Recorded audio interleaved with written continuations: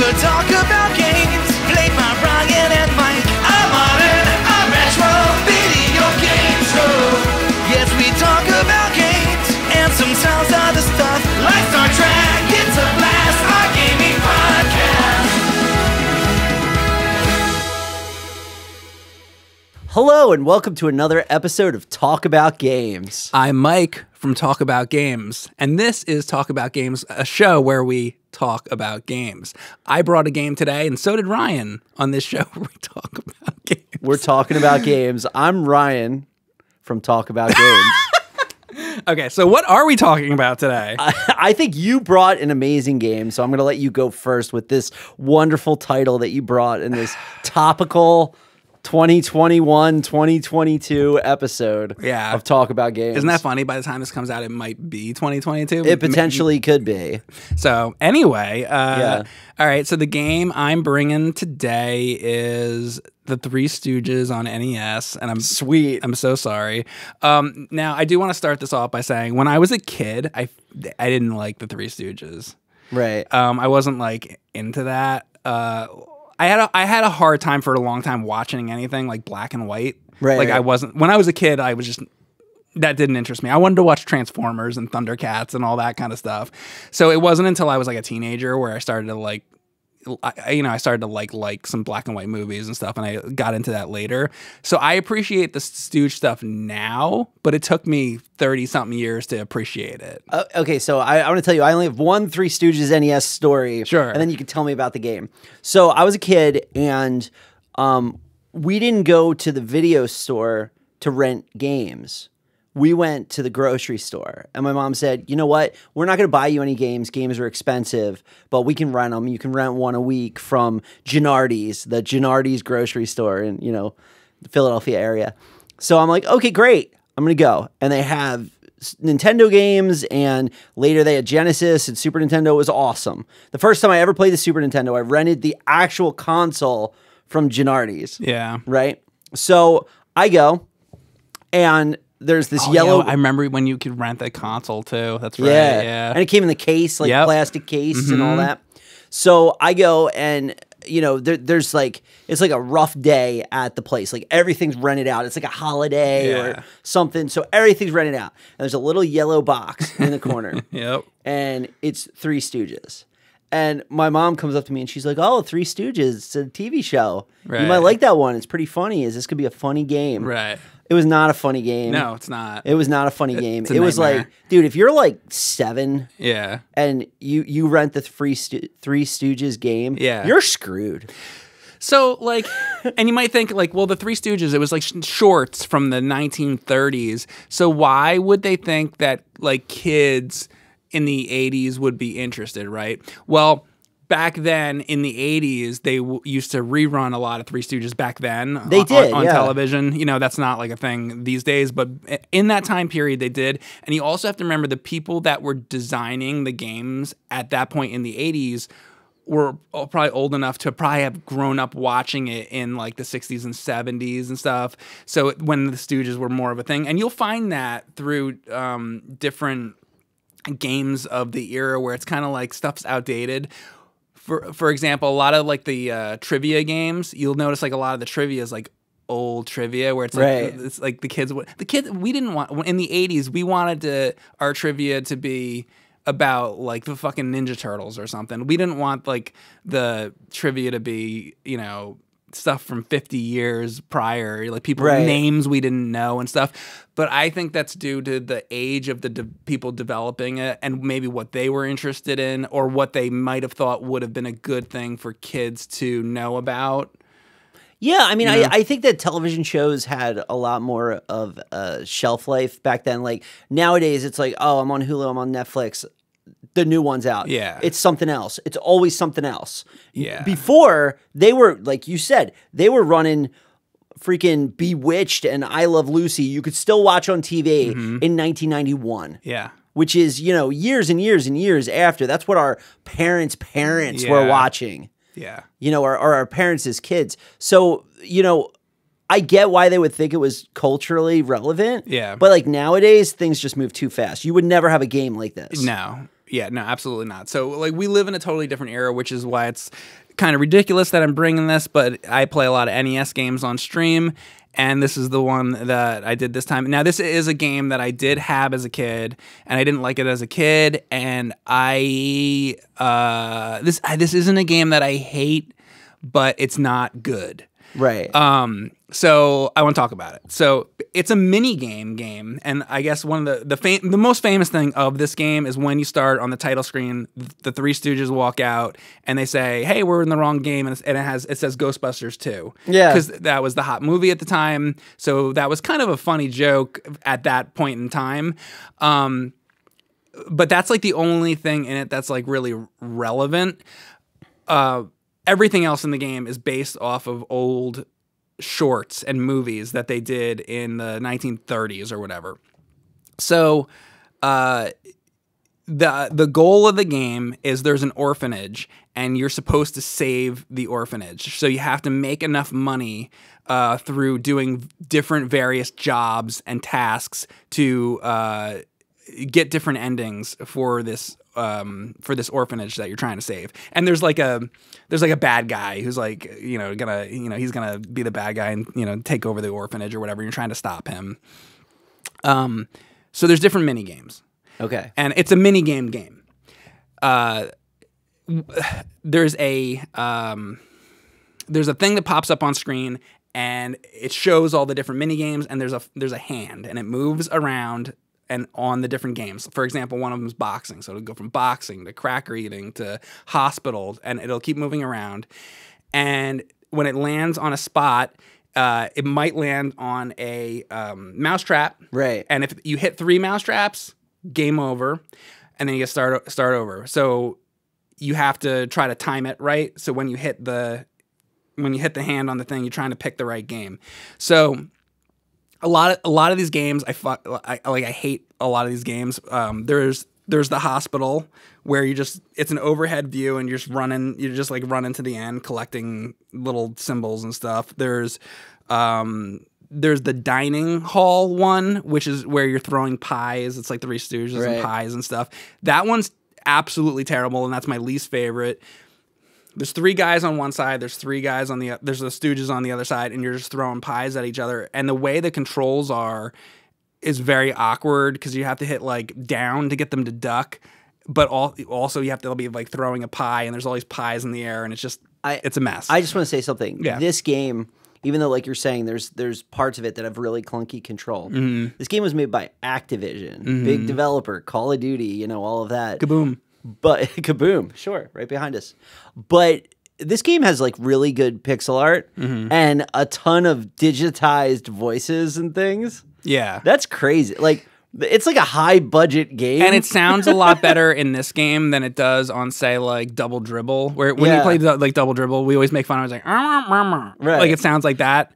But this game, you can actually like understand what they're saying. Yeah. And that's pretty impressive. Yeah. I guess because this game's not the funnest, like there's, not fun. Yeah. As fun as other games. The one that always gets the title for that is Blades of Steel. Yeah, yes. Because it's a fun hockey game. You get to beat people up. It's like whatever. And it's right at the beginning. Yeah. But this game's like a standout when it comes to digitized voice on the NES. It actually sounds really good. Yeah. The main minigame and the reason I want to talk about this is the fucking cracker eating contest. Okay. So there was an I'm not going to remember the name of it, but the Three Stooges also did movies. And in one of their movies, because I was trying to figure out what is this fucking cracker eating thing? Like, what does that have to do with like anything? So there was some old movie that they did where they were like in the war or something. And then they're in like this other country, and Curly goes up to a bar and he orders something to eat, and they have oysters. So he orders oysters, and they put the oyster bowl in front of him, and then he's gonna go eat the crackers out of the oyster bowl, but then it's like just stupid humor. So the oysters come up and they snap at the cracker to bring it down, and he's getting pissed that he can't eat his fucking soup because the oysters are cracked. That's like the skit. And that's what this thing is like based off of. So you play the fucking game, and and there's the oyster bowl, and he has this thing on his head, and you're like, what is this thing on his head? And I was trying to figure out what this fucking thing on his head is. So first of all, just to like explain like how weird the whole thing is, like to be a kid in the 80s and you're looking at this and you're like, what is that fucking thing on his head? And he's like eating the oysters. Like, what is this?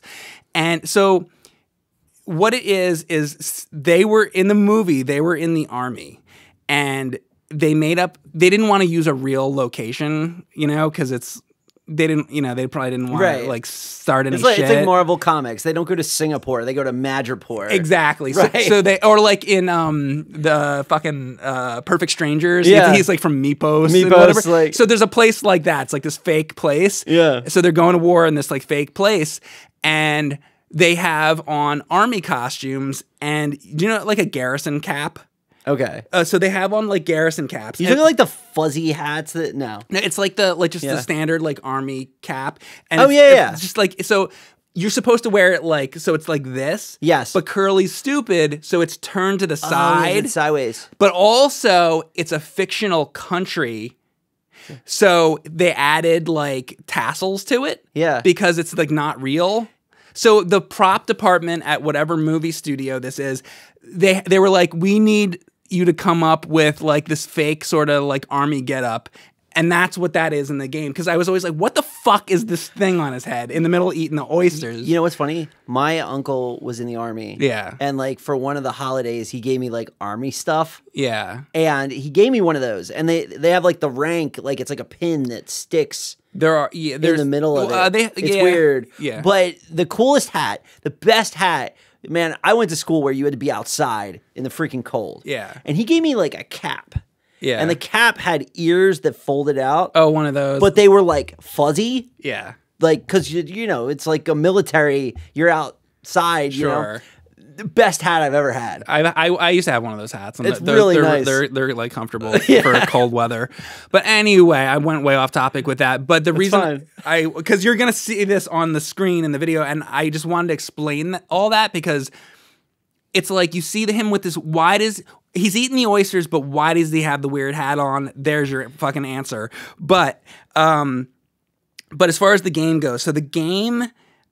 And why this is, at least for me, other people might play it differently, but it's the main game because, so the oyster crackers are in the bowl and you go to eat the oyster cracker and you start fucking eating them, and then eventually it's going to snap one down. And when that happens, it reloads the screen, and now there's less oysters. So it might start with like 5, and then there's 4, 3, 2, 1. And when you get down to there's only 1, it's really easy to get that one oyster because all you got to do is get the 1 spoon, eat the oyster, and you can keep doing that over and over.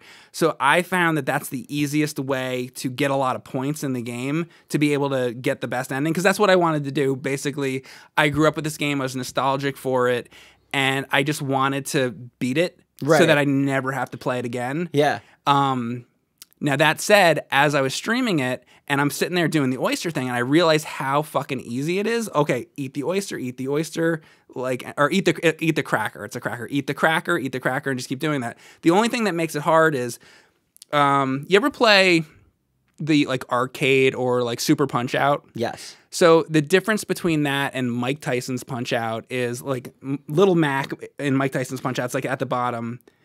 The outline of him gets in the way of you seeing the boss. Yeah. So so they could have made this mini game better if Curly's arm was a little bit see-through like that, but it's not. So his arm blocks half of the soup bowl. Yeah. So if his arm is over the cracker, that's when you're probably going to miss a cracker because you won't have, you know, so I'm constantly moving his arm around to fucking try to see the cracker. So eventually you're going to die because of that. So as I'm sitting there, and it takes a while because it's like $40 or something for each cracker that you get, and I need $30,000. So you're sitting there for a long time eating these fucking crackers, and it's the same music over and over and over and over and over. And you might be like, well, Mike, why not put on some other music or put on a CD? And I'm a firm believer that if you're gonna beat these games, you should have the music on, because if you're gonna beat, like, especially a game that has annoying music, part of the challenge is to have to listen to that fucking awful music. Wow. Yeah. I mean, I guess you're kind of right. You know, I I was always a fan of like the Xbox era when you could like bring your own disc for a while there. You could do that, That's which a is little cool. different. But you're playing like a skateboard game. It's kind of realistic that you could listen to whatever you wanted. Well, let me put it this way. Let's say there's one guy here, and then there's one guy here. Okay. And this guy over here, he's playing the Three Stooges, and the music's really fucking obnoxious and annoying, but he gets to put on a CD and headphones, and he's playing the game, and he's doing it, but he's listening to his favorite music. Yes. And then the guy over here, he has to listen to the actual game music. Which one's going to be harder? Yeah, that's a little masochistic, don't you think? Well, I'm masochistic. Yeah. So I'm like that. Yeah. No, it's definitely more of a challenge if you're listening to. I hate you play NES games and there's like 5 notes. It's like, well, this is just like a loop. It's like da da da da da da da da da da, and then it repeats, and you're like, oh my god, and it goes on and on and on. And on. Okay, so you were the Iron Man. You busted through it. You got there. So, but here's the problem. Here's what happened. So, because unexpected things happen when you're streaming, and then people are telling me things. So I'm playing it, and it's not hard just to eat the fucking cracker. The only thing that was hard about it was listening to that goddamn music over and over. And you get the cracker, you eat the crackers, you're getting the points. And then I'm like 25,000 points or something into it. I'm trying to, whatever it is. And I look over the chat when I have a chance, and somebody in the chat says, hey, Mike, if you get like 50,000, you have the high score in the world on this game.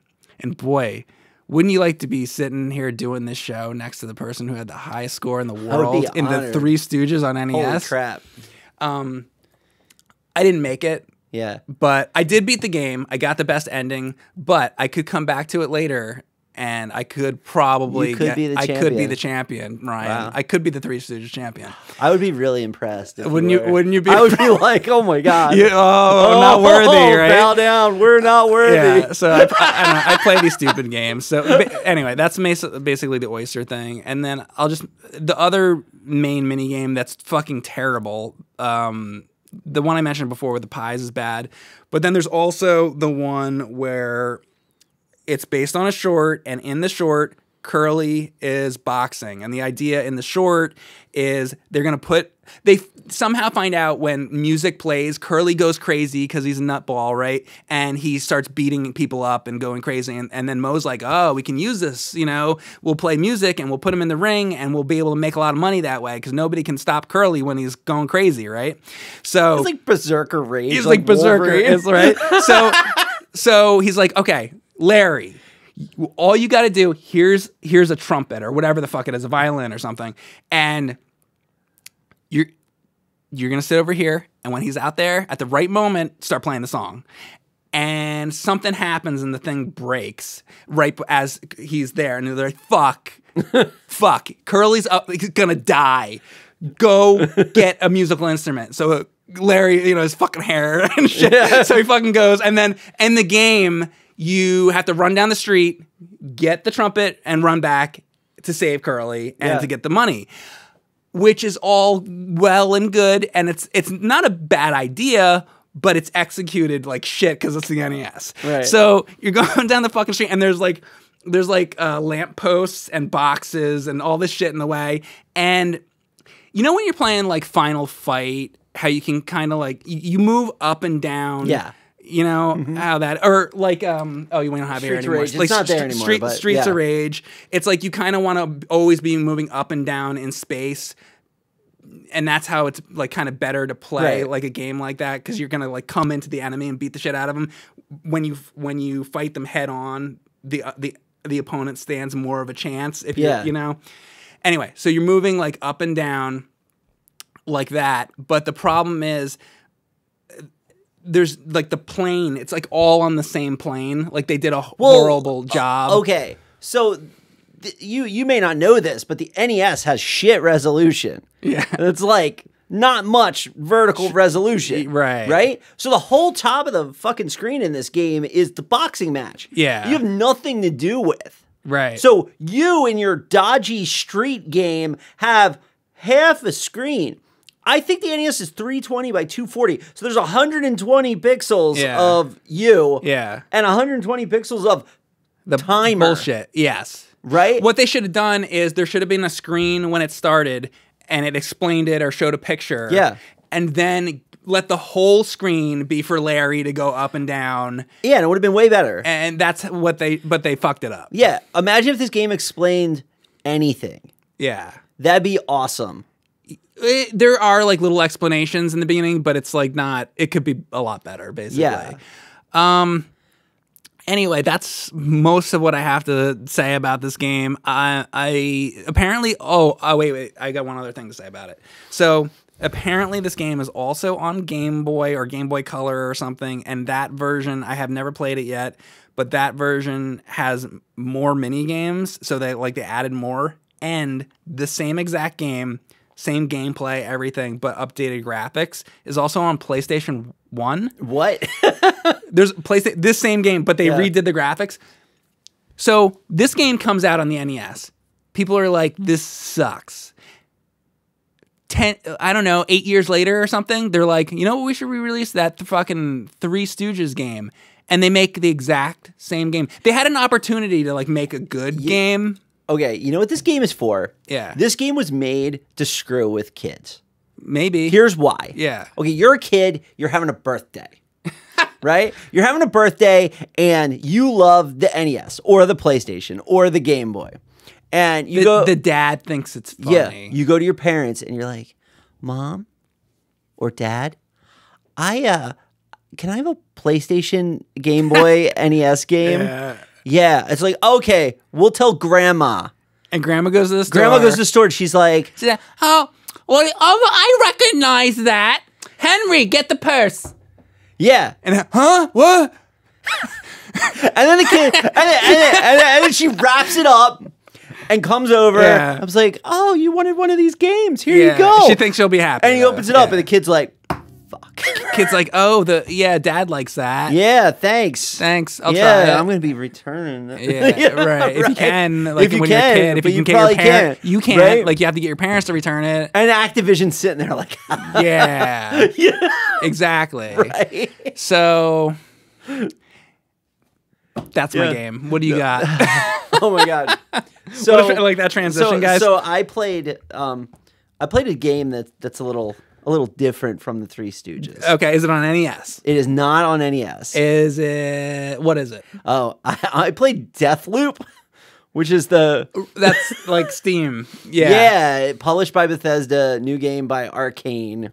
And the idea of the fully 3D, I can't wait to see this thumbnail. 4K, 120 frames per second game is you're a guy named Colt.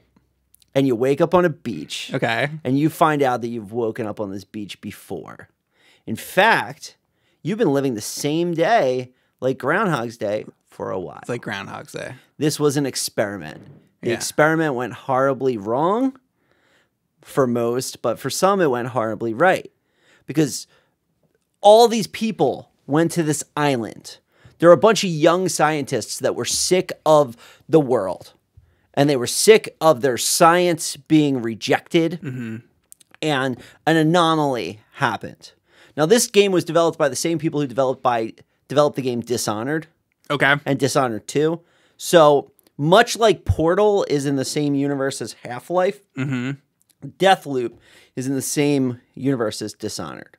You know, I played through Portal. Yeah. And I was fucking terrible at it. Yeah. But I did enjoy it. I wasn't good at the game, but I enjoyed the game. Yeah. But the whole, like, whatever was going on in the game was just, like, completely over my head. Because the other thing, like, so I do these streams, I'm, like, talking to the chat and stuff like that. And, like, there's a voice going on the whole time. Yeah. And when I'm playing the game, I'm, like, going through the portals and stuff. And I'm just playing the gameplay. Yeah. And I wasn't really listening to what the woman was saying the whole time. So I ended up beating the game, and I liked it. Like, I enjoyed it.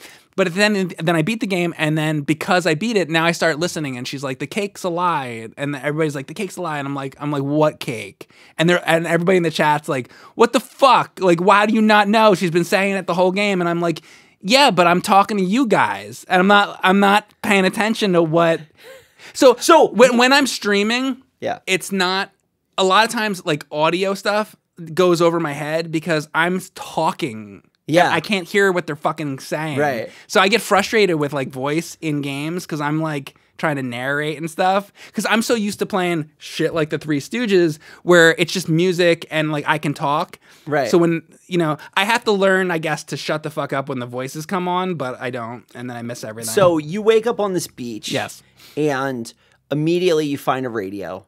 But there's like text appearing in front of you in the air. And the character sees it. This isn't like tutorial text. He's like hallucinating. Okay. Right? Like, oh crap. Is the text telling you what to do? Yeah. Yes. Okay. You find a radio. This girl named Juliana starts talking to you. You walk. She tells you to go to the library. But she's like mean to you. And like she knows that you've done this before, but you don't. You just woke up on the beach.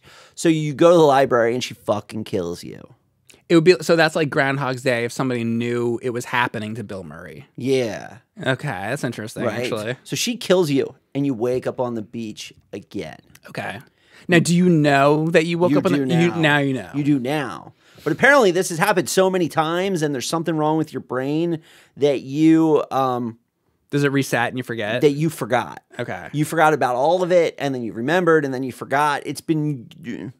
The shit's been going on for a while. Okay. But every single person on that island, for the most part, still thinks it's the first day.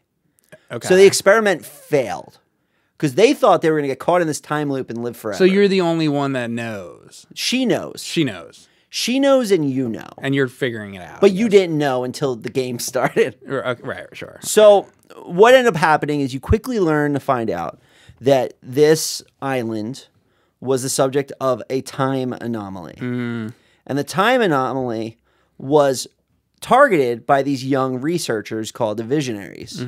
And they built a gigantic system to keep the anomaly looping for forever. And because of that time anomaly, they wanted to have a way that they would stop it. It wouldn't get stopped. So I love plots about stopping time anomalies. It's like the last episode of Star Trek: The Next Generation. Sure. All good things. Yeah. It's all about that. Right. So this is a...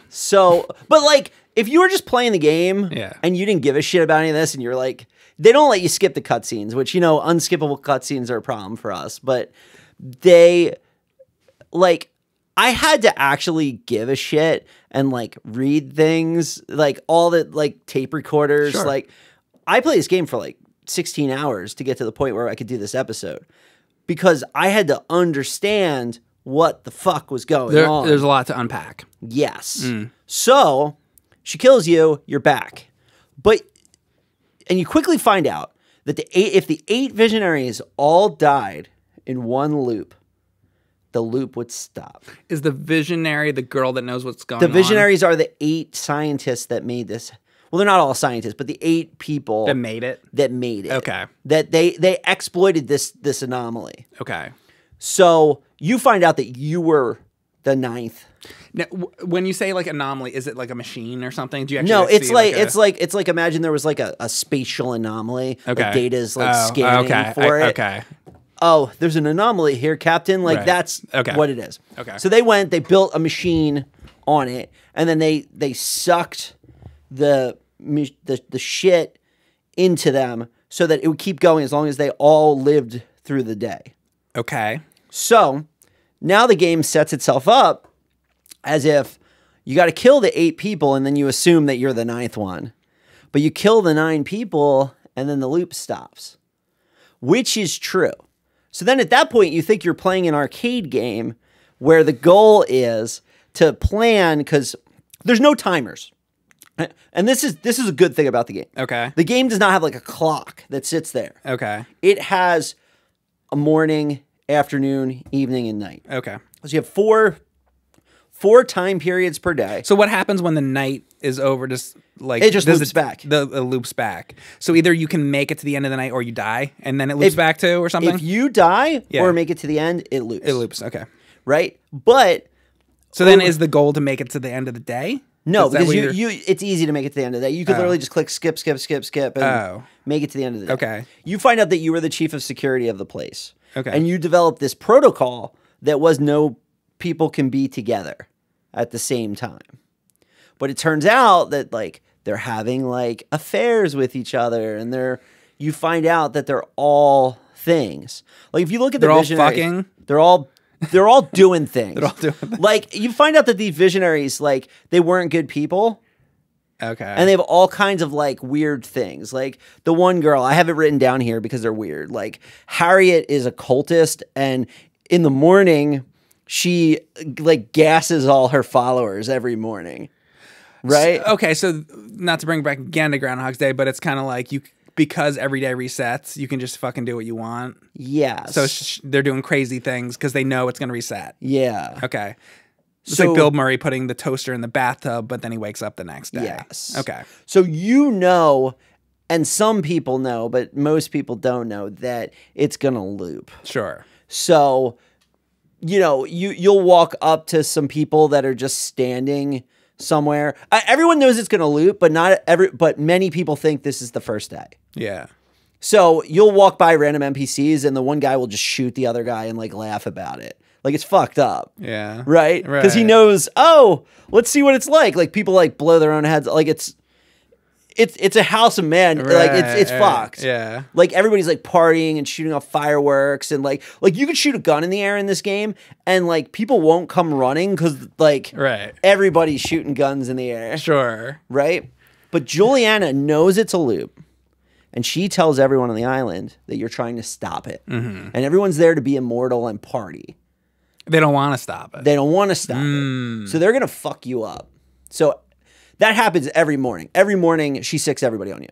Yeah. Now, you know, different times a day, different things are happening. Yeah. So the game is set up so that, theoretically, you could walk in once you get through what they call the guided tour, which, like, they give you, like, missions, like, see what this guy's doing. See what this guy's doing. See what this guy's Probably doing. to get you accustomed to the game. To get you accustomed to it. Different times a day. It's like, oh, it's snowing at this time of day. There's a big party over here this time of day. That's probably so you know the lay of the land. Yes. Yeah. This guy's only doing this experiment at this time. Now, what they found out, and this person named Dr. Wenji found out that there's this thing called residuum. And residuum is like energy that comes from the anomaly. And residuum allows things to survive loops.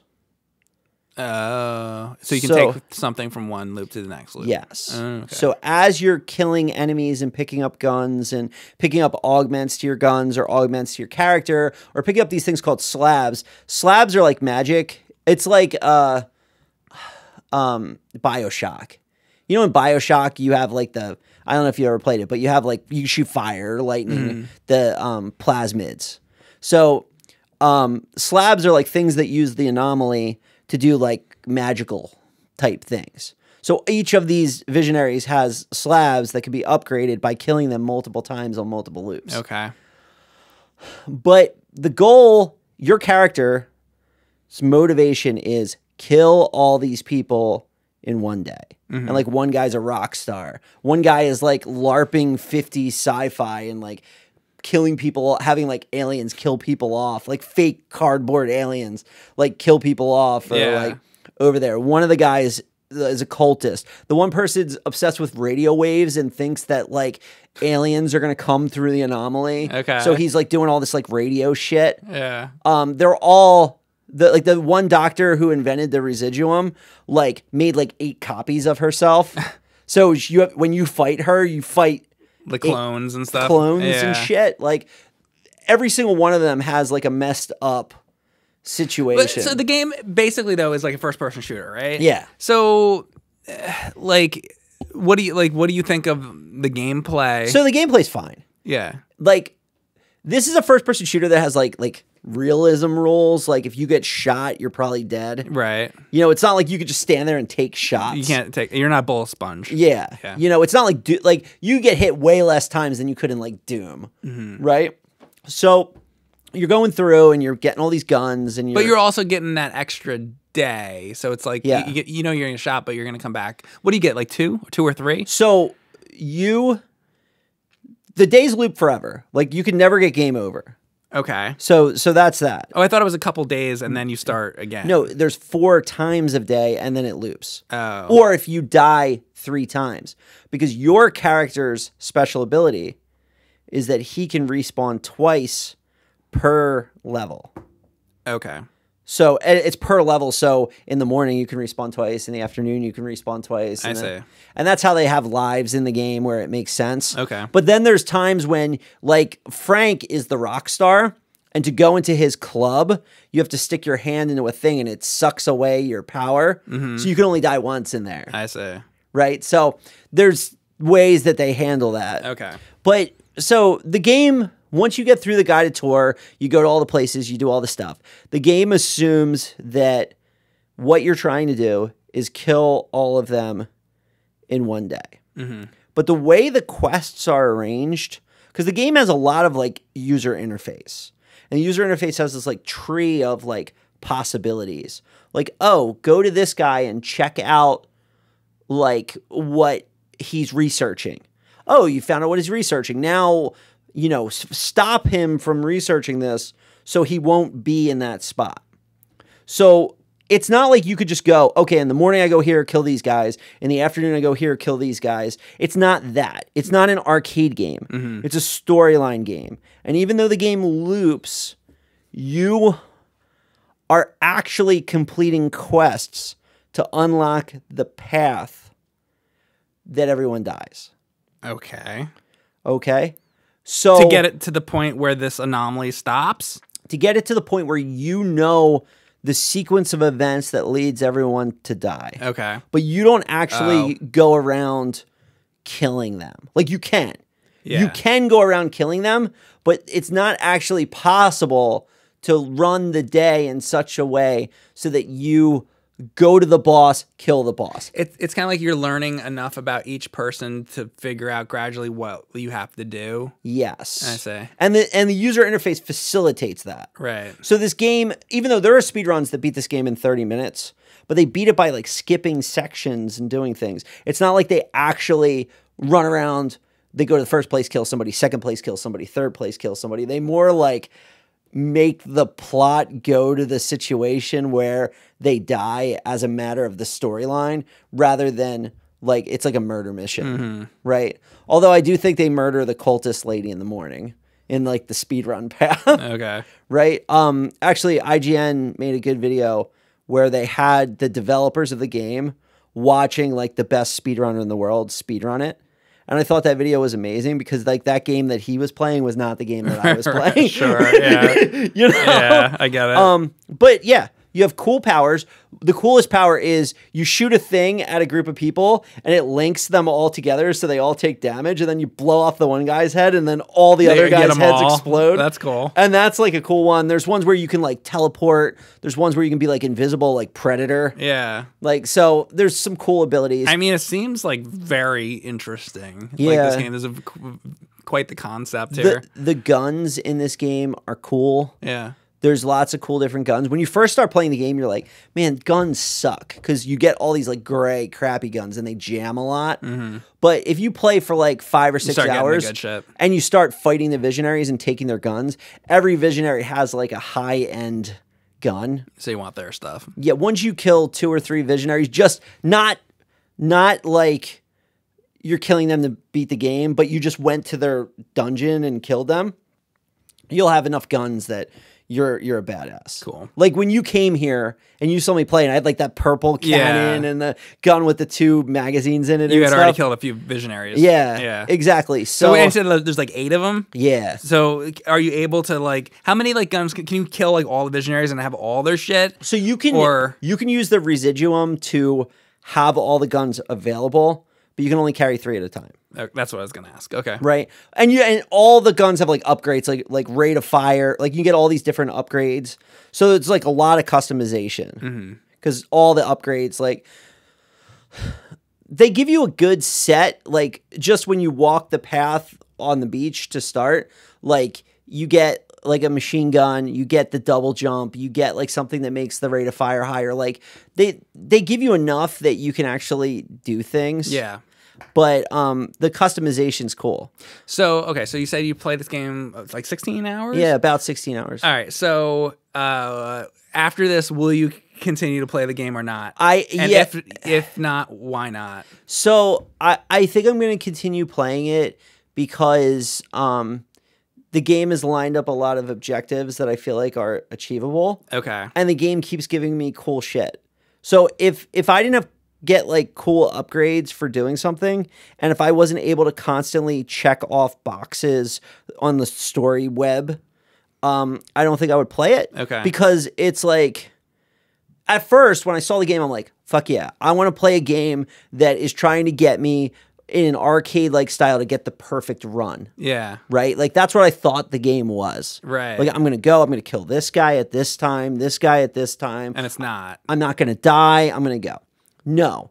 This is a game that's about unlocking the story and getting upgrades. And then the perfect run will just become evident. And it's actually called the Golden Day.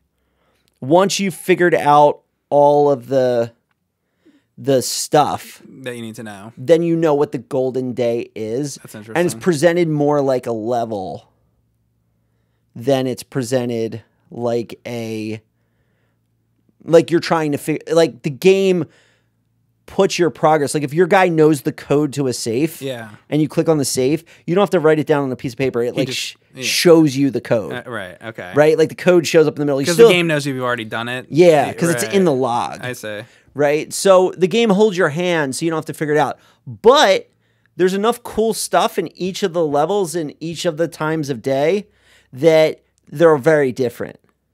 So it's not the same thing over and over. Yeah. Right. Like if you go to what's the name of the place?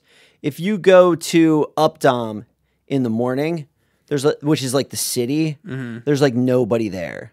If you go there at night, there's like fireworks going off and there's like 1 trillion enemies, right? So it's like very different from day to day, and like gates close and open. And might you want to go there at all different times of day to figure different things out? To figure things out, get items, all kinds of stuff. Right. Yeah. Yeah. It's kind of interesting. Yeah. That's cool. Yeah. So I recommend Deathloop. It got like mixed reviews because it was kind of shitty when it came out, like the patch level. Like there was a lot of patching. It needed a lot patching. of games. That happens with a lot of games, it seems. But I played it now, so a couple months later, it's like fixed. Yeah. So I thought it was pretty good. Yeah. It's decent, and there's a lot to think about. But you know, this is one of those games, and people always hate to say this. This is one of those games where you got to like put in the time. Which, you know, you don't like to hear that. With so many games, it's hard to put in the time. Yeah. But if you do put in the time, it'll be worth it. Right. But, like, you see, now that I, like, explain this all to you, it sounds cool. It does sound cool. It seems overwhelming, honestly, just like hearing all that. So it's like, I mean, it's like how I feel about like a lot of this stuff. It's like if I had unlimited time, there's so many games that like one game can. A lot of people just play one game. I know I have friends that just like. I have a friend that plays like Neo, and like he like just plays that thousands of hours. You know? They play Valorant or League or World of Warcraft, or that's all they play. And so they have like their couple games and they're like thousands of hours in those games. Yeah. You know, I tend to be, you know, the type of person that I can play a game for a couple days, but then I have to move on. So if I don't know, I'd like to be able to. I think it's just because of being a human being and the time required. If every day was 100 hours long, then maybe you play more. Yeah, right. Yeah, I definitely think that time commitment affects how much I want to play a game. Yeah. Right. If I look at it, I'm like, oh my God, I'm going to be here constantly. I'm like, I don't have the time for that. Yeah. You know, like I haven't even killed 16 hours in. I haven't even killed every visionary. Yeah. You know? 16 hours. Yeah. You think of retro games. How much could you do in 16 hours? Right. In like, you know, if you're playing Contra, you could beat Contra 50 times. Sure. Or whatever, right? You know? But me, I'm like, I got cool guns. I've got a lot of story unlocked. I have a lot going on. I mean, if you're paying the kind of money, like you're buying a $70 game. Yeah. It's a $70 game. You know, they have to put a lot in there. Yeah. right? Because like you're not like a games industry person. You're not getting like constantly cycling through games. Sometimes games are, worth the price though. Yeah, Final Fantasy 3 American version worth it. was $70-$80. Yeah. Most expensive game I bought at Toys R Us, but it was Yeah. worth it. Oh yeah. $70. I mean, this game sounds like it's got so much content in it that it would be worth that much. It was worth it. Yeah. I mean, it's worth it if you like it. Right. That's the problem. That's- If you don't like it though, yeah. Yeah, because just throwing in content like Assassin's Creed Valhalla, it was okay. Yeah. Was it worth the money? I don't know. I lost interest. If I didn't lose interest, there was just piles and piles and piles of shit. Speaking of that, so I wanted to bring this up. The day of like release or whatever, you had like the PlayStation, like the week of or whatever, the PlayStation 5, and I saw you playing that game. So how much PlayStation 5 have you played since you got it? I played Demon Slayer for this show on PS5, and that was the last thing I played on it. Okay. Yeah, I played Assassin's Creed Valhalla. I played Miles Morales Spider-Man. Yeah. And I played Demon Slayer. That's it. I was gonna play like the remake of Demon Souls. I have that. You Yeah. could borrow that. Yeah. I also have the Final Fantasy 7 remake retrograde, which is the PS5 version that has more shit in it. Mm-hmm. So I'm gonna play that.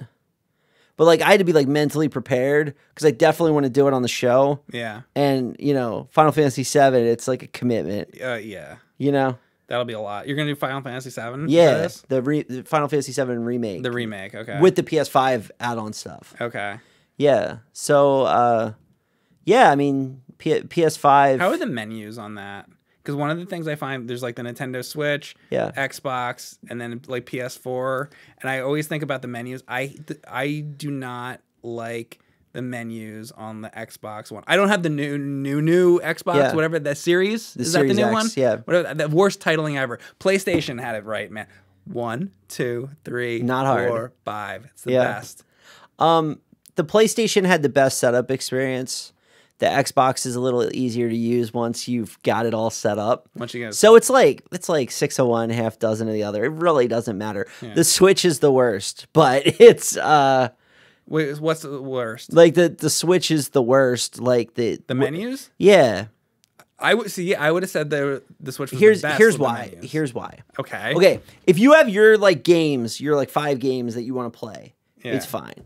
But if you want to do anything multiplayer, if you want to have friends, if you want to have like the store, if you want to do all this stuff, like the Switch is great if all you want to do is go to the eShop, buy a game, you know what you're looking for, have it in a box on your thing and Sure. click on the box. Yeah. But all the stuff that modern gamers do, like So I see what you mean. it just doesn't have it. Sure.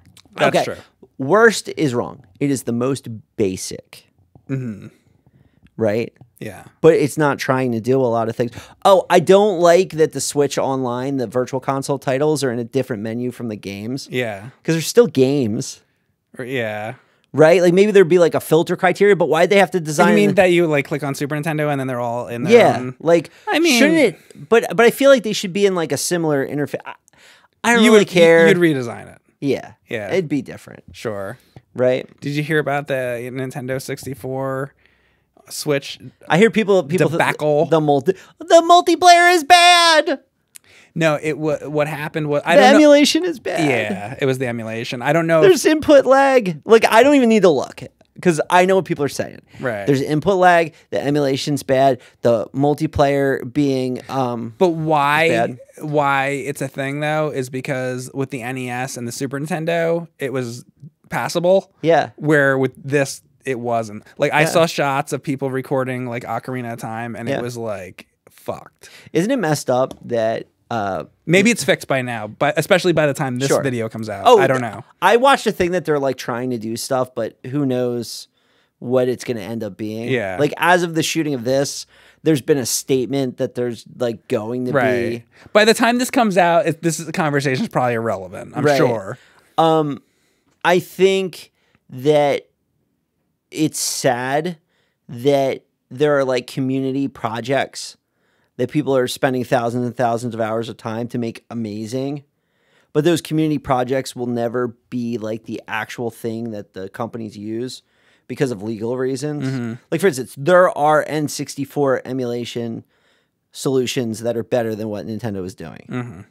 But Nintendo will never like credit those people or elevate or make that generally available. How about why don't they hire those people and then buy the stuff? Because that's not the way that they do things. that they do things, and that's true not just of Nintendo, but of like every big company. I mean, I guess that's true. They want to like do it themselves from the ground up and everything, and I think that that's probably the way to do it, though. Yeah, I guess, but like Nintendo will never be as invested in this technology as like the dude in his basement, right?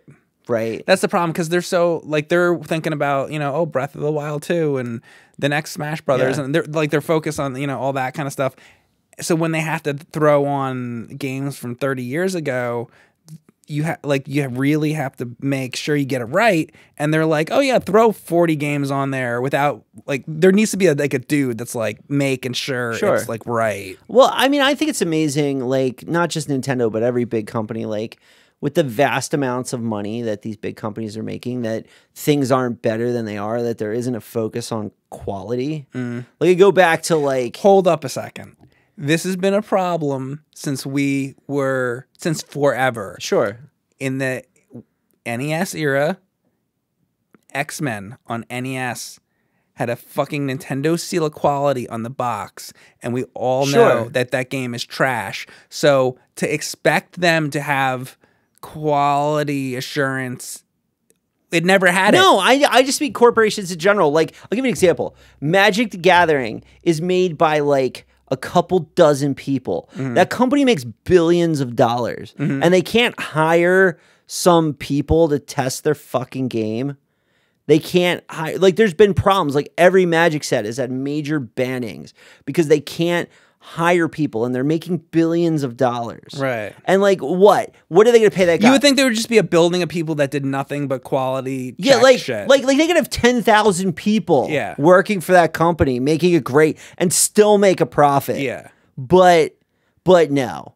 We're going to have 16 people making it in a room and pay them garbage and then wonder why we have to ban cards when they break the game. That's a problem. I see this all the time with lots of stuff that I play. I feel like there needs to be more of a group of people or a business in between all this stuff for quality checking. And it's like, maybe they have like a guy that does that, but they need to take that more seriously. Like it needs to be like, okay, we made the game and then it goes to this building of 500 people and they're fucking checking it. Hold on. I feel the same way. I'm going now. I'm going. Yeah. I feel the same way. Look at Disney, right? Oh, yeah. Disney makes mega billion fucking dollars. Don't get me started either. But they can't afford to pay the fucking guy who tap dances on Main Street whatever little money he makes. Are you serious? So like from Nintendo to Wizards of the Coast to fucking Disney, it's all the same problem. It's greed. It doesn't work because of greed. Absolutely. Period. Yeah. I mean, you said it. I could detail out things, but you're right. Yeah. Yeah. Yeah. Because it's about money. It's not about the product. All this shit's about money. It's about money. And it pisses me off. Yeah. I mean, you're not Speaking wrong. of money, we just opened a Patreon.